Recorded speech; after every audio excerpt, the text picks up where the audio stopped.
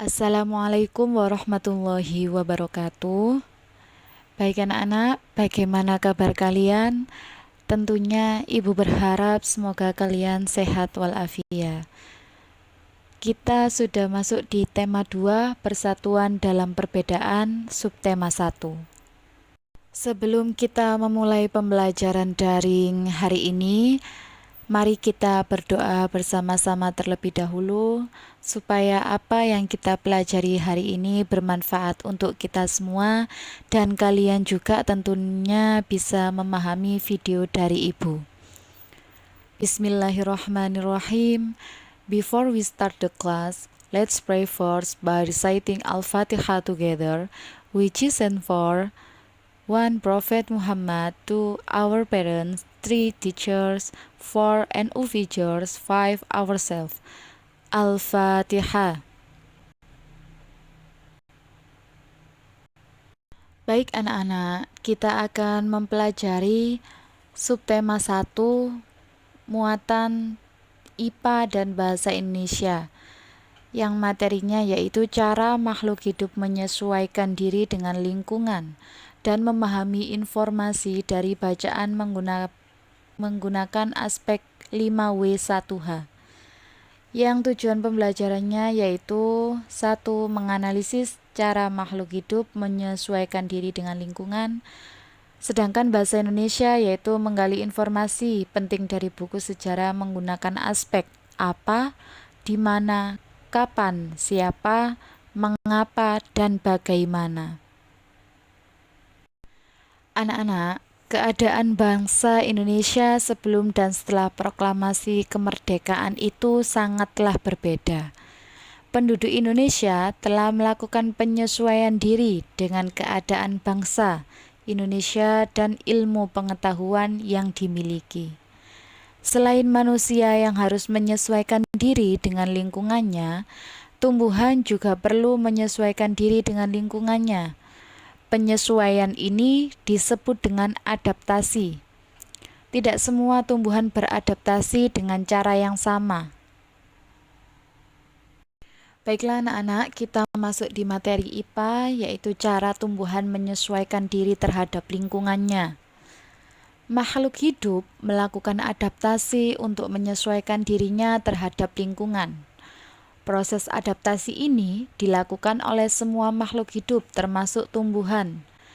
Tumbuhan melakukan adaptasi dengan 3 cara, yaitu 1. Adaptasi morfologi, 2. Adaptasi fisiologi, 3. Adaptasi tingkah laku.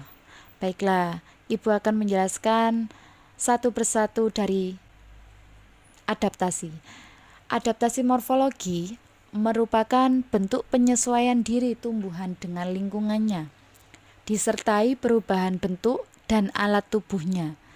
Adaptasi morfologi pada tumbuhan ditandai dengan perubahan bentuk daun, akar, batang. Misalnya, duri pada kaktus yang berfungsi untuk mengurangi penguapan. Yang kedua, adaptasi fisiologi merupakan bentuk penyesuaian diri tumbuhan terhadap lingkungan dengan cara menyesuaikan fungsi alat tubuhnya. Contohnya, tumbuhan dikotil yang memiliki mahkota bunga indah untuk menarik perhatian serangga, sehingga penyerbukan dapat terjadi. Tumbuhan berbunga juga melakukan adaptasi fisiologi dengan cara menghasilkan aroma khas pada bunga untuk menarik perhatian serangga, untuk membantunya melakukan penyerbukan. Contohnya, pohon bakau dapat hidup di daerah pesisir dengan akar gantungnya yang difungsikan untuk pernafasan di saat air pasang. Yang ketiga, adaptasi tingkah laku pada tumbuhan merupakan penyesuaian diri yang ditunjukkan dengan tingkah lakunya terhadap lingkungan. Penyesuaian tingkah laku pada tumbuhan dipengaruhi oleh beberapa faktor seperti cahaya, sentuhan, suhu, air, gravitasi, dan lainnya. Adaptasi terhadap cahaya ditunjukkan tumbuhan polong-polongan seperti tumbuhan petai Cina saat kondisi gelap. Dalam kondisi gelap, tekanan tangkai daun petai Cina akan menurun dan menjadikan daunnya terlihat layu. Baiklah anak-anak, kita masuk di materi bahasa Indonesia. Di situ ada teks bacaan dan ada peta pikiran. Sebelum nantinya kalian bisa menjawab peta pikiran, kalian harus membaca bacaan dan memahaminya terlebih dahulu. Di situ ada kalimat tanya, apa, mengapa, siapa, bagaimana, kapan, dan di mana. Nantinya kalian di LKS akan bertemu soal seperti itu. Jadi cara kalian menjawab harus dibaca terlebih dahulu semua teks bacaan, baru kalian bisa menjawabnya. Ibu kasih salah satu contoh. Di situ ada kata tanya siapa.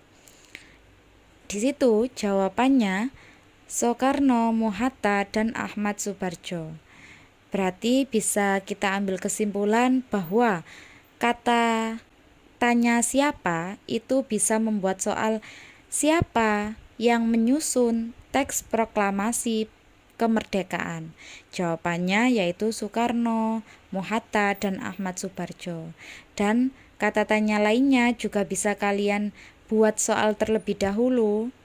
Mengapa, apa, bagaimana, kapan, di mana, baru kalian bisa menjawab pertanyaan yang ada di peta pikiran, dicari jawabannya di bacaan. Nah, ini anak-anak penjelasan mengenai kata tanya. Yang pertama, kata tanya apa? Kata tanya apa itu fungsinya untuk menanyakan benda, keadaan, atau perbuatan. Kata tanya siapa? Untuk menanyakan orang atau subjek, pelaku. Kata tanya di mana? Untuk menanyakan tempat. Selanjutnya, kata tanya kapan? Untuk menanyakan waktu. Kata tanya bagaimana? Untuk menanyakan cara atau proses sebuah peristiwa berlangsungnya serta keadaan atau kejelasan suatu hal. Dan mengapa? Untuk menanyakan sebab atau alasan suatu peristiwa terjadi. Anak-anak, setelah kalian mempelajari video tersebut, selanjutnya akan ada 2 tugas, yaitu tugas yang pertama di LKS halaman 14. Kalian kerjakan langsung di LKS.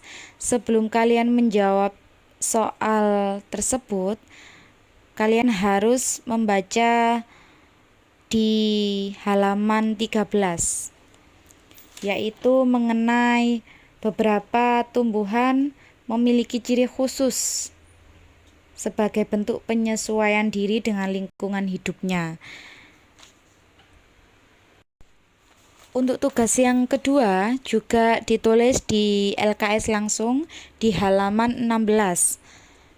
Di situ ada peta konsep mengenai tokoh yang berperan dalam mempersiapkan kemerdekaan dan dasar negara Indonesia. Sebelum kalian menjawab soal tersebut, kalian harus membaca bacaan yang ada di halaman 15. Setelah kalian memahami dan membaca teks bacaan tersebut, baru kalian jawab soal ayo berlatih. Baiklah anak-anak, kalian tadi sudah mempelajari video dari Ibu. Semoga apa yang kita pelajari hari ini bermanfaat untuk kita semua. Sebelum kita menutup pembelajaran hari ini, marilah kita berdoa bersama-sama terlebih dahulu.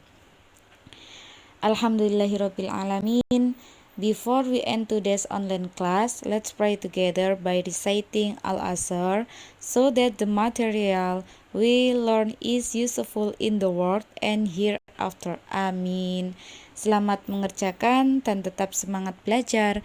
Wassalamualaikum warahmatullahi wabarakatuh.